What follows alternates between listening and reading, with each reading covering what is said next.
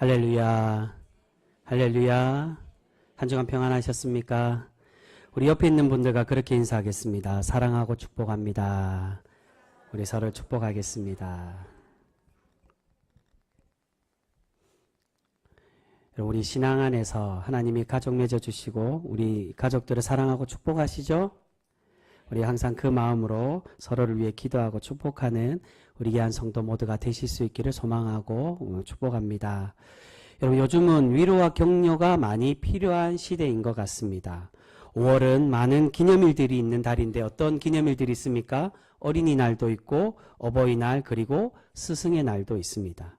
근데 요즘 시대는 이런 기념일이 있어도 서로의 관계들이 많이 깨어지는 시대라는 것을 우리가 느끼게 됩니다. 사제간의 정도 점점 사라지고 부모와 자식 간의 사랑도 변질되고 있습니다. 이러한 시대에 하나님의 생명의 법을 지키는 복된 성도인 우리는 반드시 세상과 구별되어져야 될 줄 믿습니다. 여러분, 그렇게 항상 우리가 가정을 지키고 관계의 소중함을 알고 서로 사랑하고 섬기는 그런 복된 성도 우리 모두가 되실 수 있기를 주님의 이름으로 축복합니다. 여러분, 요즘은 교회도 점점 빈부격차가 심해지는 시대라고 그렇게 말합니다. 어떻게 빈부격차가 심해집니까? 작은 교회는 점점 교인 수가 줄어들고 큰 교회는 더 교인 수가 늘어나게 된다는 것입니다. 교인 수가 줄어드는 작은 교회는 인구 감소와 또한 성도들의 이탈 문제 때문도 있지만 작은 교회에 대한 불편함들 때문에 수평이동하는 성도, 즉 작은 교회에서 큰 교회로 옮겨가는 그러한 성도들의 현상들이 심해지고 있다는 것입니다.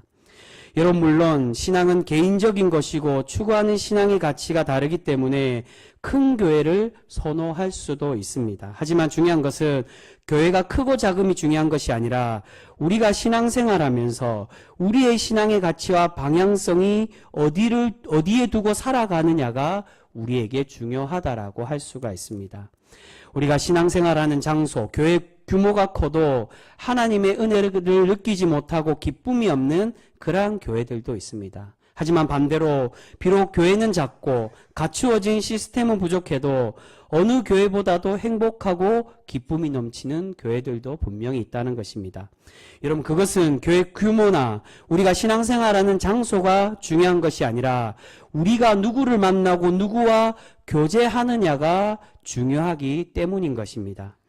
여러분, 신앙생활의 중요한 요소 중에 하나가 바로 사귐, 교제라고 하는 코이노니아가 있어야 된다라고 말합니다. 즉, 누구와 교제를 하느냐에 따라 우리의 신앙이 달라지게 되는 것입니다. 교회의 규모가 크고 좋은 곳에서 신앙생활에도 하나님과의 진정한 교제가 없으면 우리는 결코 행복한 신앙인이 될 수가 없습니다. 반대로 그 교회가 작고 교인 수가 작아도 그 공동체 안에 하나님의 은혜가 충만하고 하나님과의 참된 교제가 있는 그러한 교회에는 하나님이 내려주시는 행복한 신앙생활이 가능하여지게 되는 줄 믿습니다. 여러분, 우리 교회, 우리 병성교회는 그렇게 작지만 하나님의 은혜와 하나님의 위로하심과 하나님의 교제하심이 충만히 넘치는 그런 교회 되는 줄 믿습니다. 오늘 말씀, 이 다윗과 사울의 상황이 바로 우리에게 그러한 동일한 교훈을 주는 말씀이라고 할 수가 있습니다. 지금 다윗은 사울을 피해서 아둘람 동굴의 피신해 있습니다. 직전까지는 다윗은 가드에 있는 아기스 왕에게 피신해 있었지만 다윗이 블레셋을 물리친 이스라엘의 영웅임을 그들이 알게 되어서 다윗을 경계하게 되었습니다. 그러자 다윗이 살아남기 위해 어떠한 행동을 합니까? 미친 사람처럼, 자신이 미친 사람인 것처럼 그렇게 행동하며 굴욕을 참고 자신의 목숨을 부지하고 있었다는 것입니다. 결국 다윗은 가드에도 계속 함께 있지 못하고 결국 아둘람 동굴로 자신의 거처를 옮기게 되었습니다. 이 아둘람 동굴은 예루살렘 남서쪽에 있는, 이곳도 이방 땅에 속하는 그러한 지역이라고 말합니다. 이 예루살렘의 남서쪽에 있는 동굴로 이루어진 천의 요새로 알려져 있습니다. 그래서 다윗은 이곳에 새로운 요새를 짓고 자신의 새로운 왕국을 짓기 위하여 이 아둘람 동굴에 거처를 정했습니다. 다윗은 이곳에 숨어서 사울을 피해 자신의 목숨을 보존하고자 이곳으로 옮겨 숨어 들어가게 되었습니다. 그런데 그런 다윗에게 사람들이 몰려들기 시작했다는 것입니다. 우리 그 말씀 1절과 2절 말씀 우리 같이 읽겠습니다. 오늘 함께 읽은 말씀 1절 2절 우리 다시 한 번 더 같이 읽습니다. 시작. 그러므로 다윗이 그곳을 떠나 아둘람 굴로 도망하며 그의 형제와 아버지의 온 집이 듣고 그리로 내려가서 그에게 이르렀고 환난 당한 모든 자와 빚진 모든 자와 마음이 원통한 자가 다 그에게로 모였고 그는 그들의 우두머리가 되었는데 그와 함께 한 자가 400명 가량이었더라. 아멘. 여러분, 처음에는 다윗의 가족들이 함께 모였습니다. 그런데 그 이후에 어떻게 되었습니까? 도망자 다윗에게 여러 부류의 사람들이 모여들기 시작했다는 겁니다. 그 여러 부류의 사람들이 어떤 사람들입니까? 종합해보면 모두가 다 하나같이 천대받고 보잘것없는 그러한 약자들밖에 없었다는 겁니다. 2절에 보시면 환난당하고 원통한 사람들, 즉 억울한 일을 당한 그러한 사람들이었다는 겁니다.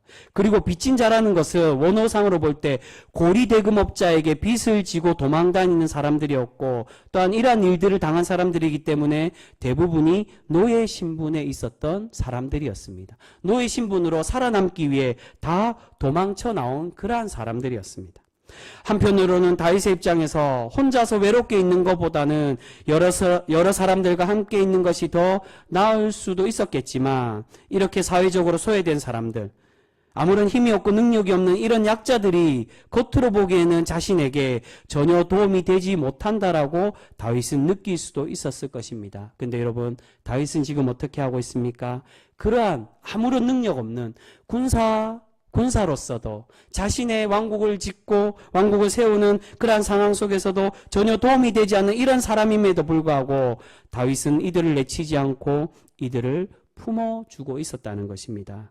여러분, 왜 다윗에게 이러한 사람들이 몰려들었을까요? 하고 많은 사람들 중에 능력 있고 많은 것을 가지고 또한 많은 힘과 능력들이 있는 사람들도 모여들 수도 있었겠지만 왜 이렇게 초라한 사람들만 다윗에게 몰려들었을까요? 그것은 바로 다윗이 신실한 사람이라는 것을 알고 그들이 다윗을 의지하고자 그렇게 다윗에게 찾아오게 되었기 때문입니다.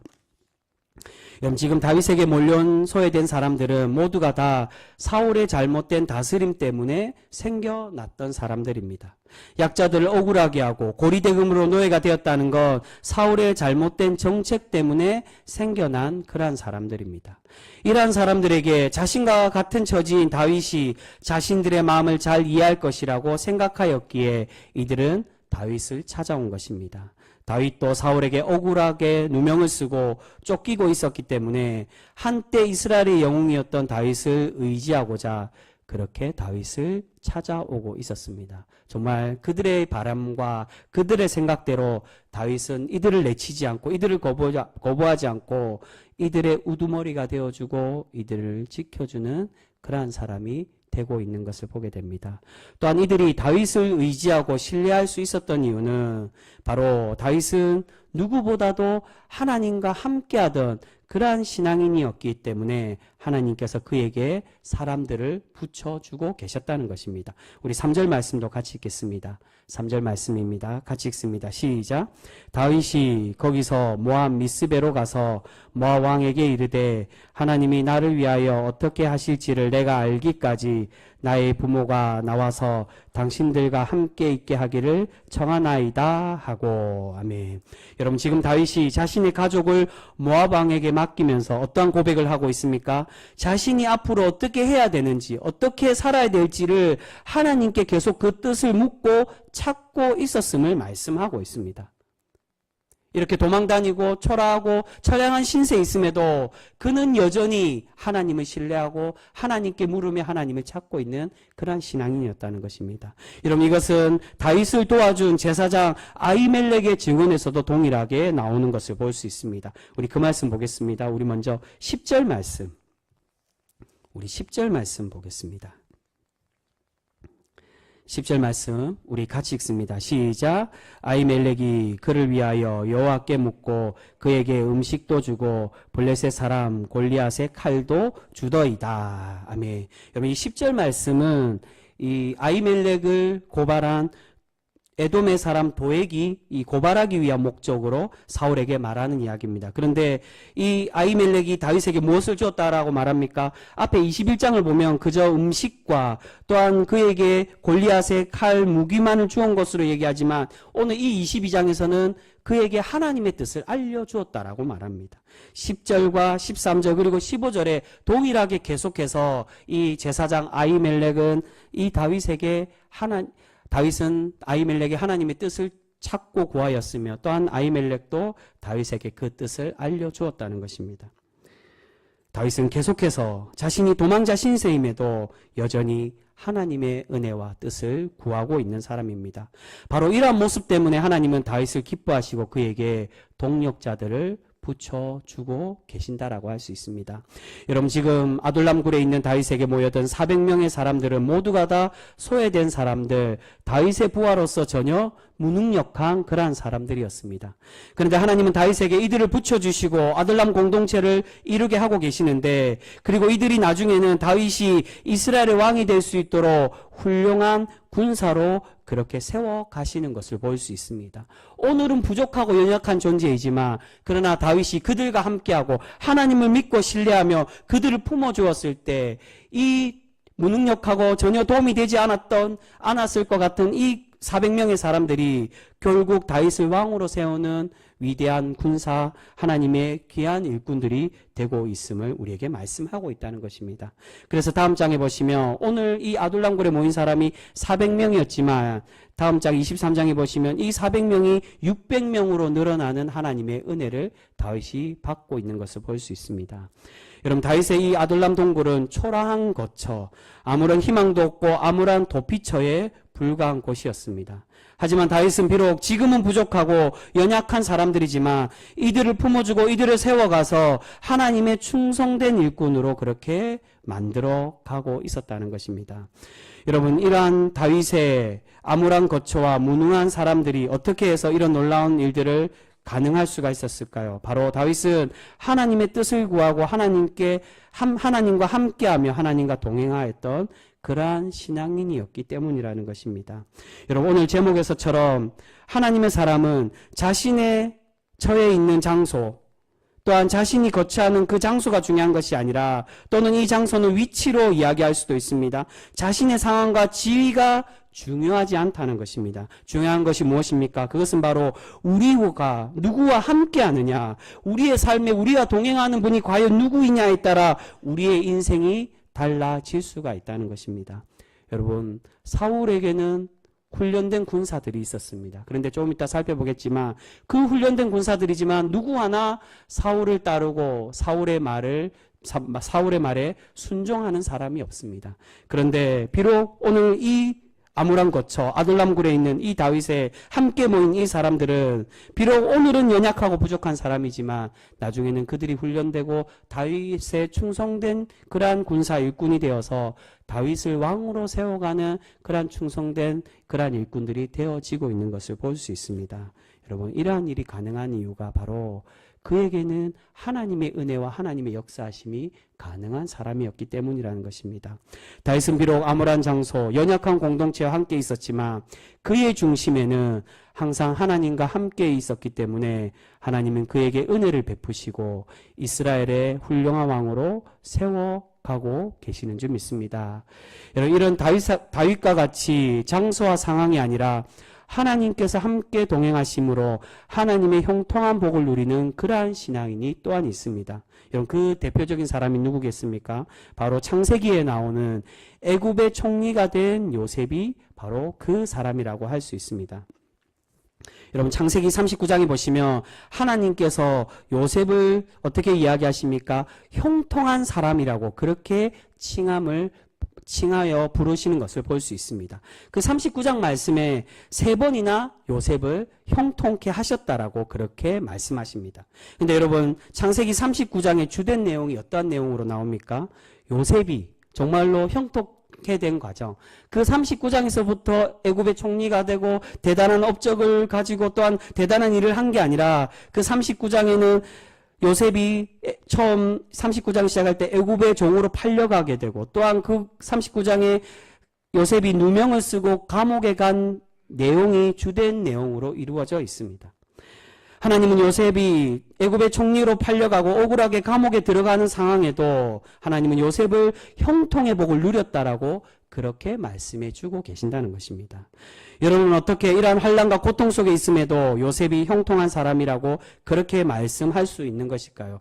그것은 바로 요셉이 하나님과 함께하는 그러한 사람이었기 때문입니다. 이 창세기 39장에 보시면 요셉이 형통케 되었다라는 그 말씀, 그 세 번의 말씀 모두 다 보시면 그 형통과 동일하게 나오는 말씀이 요셉은 하나님과 함께하연 사람이라고, 하나님과 함께하심으로 요셉이 형통케 되었다라고 그렇게 말씀해 주고 있습니다. 여러분, 하나님의 형통의 복을 누리는 것은 우리가 어떠한 상황, 어떠한 장소에 있는 것이 중요한 것이 아닙니다. 그것은 오직 우리의 삶에 하나님께서 함께 하시느냐 그렇지 않느냐에 따라 우리의 인생이 결정되어진다는 것입니다. 여러분, 지금 다윗도 마찬가지입니다. 비록 계속 도망자 신세이고 그에게 훌륭한 군사도 없고 좋은 왕궁과 또한 좋은 거처는 없지만 가장 중요한 것, 바로 하나님의 은혜인 하나님께서 다윗과 함께하여 주심으로 다윗이 지금 요셉과 동일한 그러한 형통의 복을 누리고 있게 되는 줄 믿습니다. 그런데 여러분, 이와 다르게, 이 다윗과 다르게 사울은 어떻습니까? 사울은 지금 왕궁에 있고 자신의 땅이 거처에 있으며 또한 여전히 왕의 신분을 가지고 있지만 그가 하나님과 함께하지 않으므로 모든 이들에게 버림받는 그러한 사람이 되고 있음을 오늘 말씀은 우리에게 소개를 해주고 있습니다. 우리 그 말씀 6절 말씀입니다. 6절 말씀 우리 같이 읽겠습니다. 같이 읽습니다. 시작.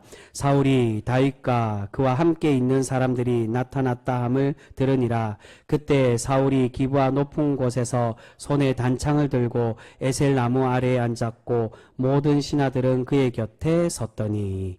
여러분, 지금 사울이 기브아 높은 곳에서 단창을 들고 있다는 것은 왕의 지위와 권위를 의미하고 있습니다. 이렇게 겉으로는 왕궁에 있고 권력을 가진 것 같지만 결국 사울은 버림받는 왕이 되고 말았다는 것입니다. 우리 8절도 같이 읽겠습니다. 8절 말씀 같이 읽습니다. 시작. 너희가 다 공모하여 나를 대적하며 내 아들이 이새의 아들과 맹약하였을 때 내게 고발하는 자가 하나도 없고 나를 위하여 슬퍼하거나 내 아들이 내 신하를 선동하여 오늘이라도 매복하였다가 지려하는 것을 내게 알리는 자가 하나도 없도다 하니. 이런 무슨 말입니까? 자신을 도와주는 사람이 아무도 없다는 것입니다. 심지어 자신의 아들까지도 자신을 배반하고 있었음을 사울은 이야기합니다. 사울은 지금 여전히 이스라엘의 왕으로 있었지만 모든 이들이 사울에게 등을 돌리고 있습니다. 여러분, 왜 사울이 이렇게 버림받는 왕이 되고 말았을까요? 그 이유가 바로 다윗과 다르게 사울은 하나님의 뜻대로 살지 않고 하나님과 함께하는 신앙인이 아니었기 때문이라는 것입니다. 우리 16절과 17절 말씀도 같이 읽겠습니다. 사울의 바로 그러한 모습을 보여주고 있습니다. 16절 17절 같이 읽습니다. 시작. 왕이 이르되 아히멜레가 내가 반드시 죽을 것이요 너와 내 아비의 온 집도 그러하리라 하고 왕이 좌우의 호위병에게 이르되 돌아가서 여호와의 제사장들을 죽이라. 그들도 다윗과 협력하였고 또 그들이 다윗이 도망한 것을 알고도 내게 알리지 아니하였음이니라 하나 왕의 신하들이 손을 들어 여호와의 제사장들 죽이기를 싫어한지라. 아멘. 지금 사울은 에돔의 사람 도에게 고발로 노베 제사장 아히멜렉이 다윗을 도와주었다는 이야기를 듣게 되었습니다. 그래서 그를 책망하고 이 아히멜렉의 가문의 모든 제사장들과 가족들을 진멸하고 있습니다. 그런데 처음에 사울이 자신의 군사들에게, 자신의 호위병들에게 이 제사장들을 죽이라고 명령했을 때 어떻게 하고 있습니까? 누구 하나 하나님의 이 제사장들을 죽이기를 꺼려하고 있었다는 겁니다. 왕의 명령임에도 이 사울의 말을 듣지 않고 있습니다. 왜 그렇습니까? 바로 사울은 하나님의 뜻대로 이 아비멜렉을 심판하고 정의롭고 왕다운 모습으로 그렇게 행한 것이 아니라 불의함으로 자신의 감정과 옳지 못한 악한 모습으로 지금 하나님과 떠나 살아가고 있었기 때문입니다. 하나님은 분명히 죄인을 심판할 때 합당한 증거와 증인을 가지고 심판하라고 말씀하십니다. 그런데 사울은 오로지 자신의 화풀이의 대상으로 다윗을 놓치고 다윗을 죽이지 못한 그러한 자신의 화 때문에 이 제사장들을 학살하면서 자신의 화를 풀으려고 하고 있다는 것입니다. 여러분, 앞에 15장에 보시면 하나님께서 사울에게 아말렉을 진멸하라고 그렇게 명령하고 계십니다. 근데 사울이 하나님의 그 명령에 어떻게 행동하고 있습니까? 진멸한 것이 아니라 전리품과 아말렉 왕을 살려둠으로 하나님의 말씀에 불순종하고 있는 것을 볼 수 있습니다.